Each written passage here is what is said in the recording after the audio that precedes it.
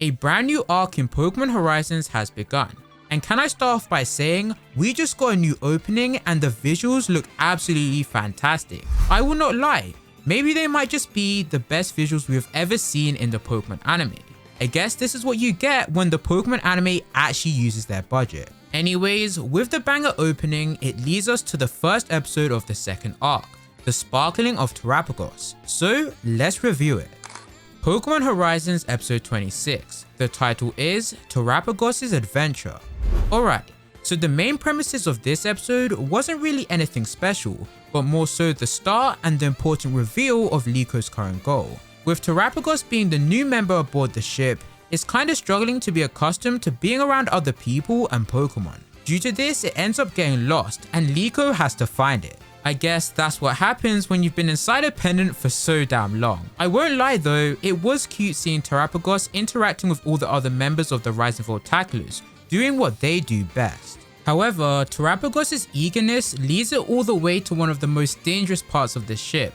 Like, seriously? This forces Liko to take initiative and save Terrapagos, and luckily Liko's grandmother Diana saves the pair on her Arcanine. Sprigatito really came in clutch here because if she didn't tell Diana, it would have been a disaster.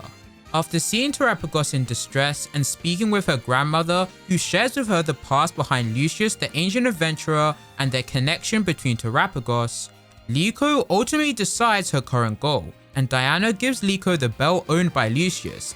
This is how she'll be storing all of the ancient Pokemon from now on. Before she can tell everyone else, she tells her partner Sprigatito, who has been quite the jealous one since Terrapagos joined the mix. However, this was a nice moment because Sprigatito did eventually come around to listen to Liko, and their goals have now aligned. Because of this, Liko musters the courage to reveal to the rest of the group that her current goal is to take Terrapagos to the place where it shared precious memories with Lucius, and that place is called Rakua. So you're probably wondering, what place is that? Well, it's currently an unknown location in the Pokemon world, meaning it's anime exclusive. However, I do think I have a potential theory as to it maybe being a few places from the games which we already know, but that's for another video. With everyone giving Liko their support, it's decided that their aim is to find the rest of the 6 heroes Lucius traveled with, which are Lapras, Kleavor, Entei, and lastly Shiny Rayquaza. Now, this is going to be interesting, especially finding Entei and Kleavor, which we know that Kleavor is from Hisui, but regardless, the Rising Tacklers are ready to take on the challenge. The goal of this new arc has been set.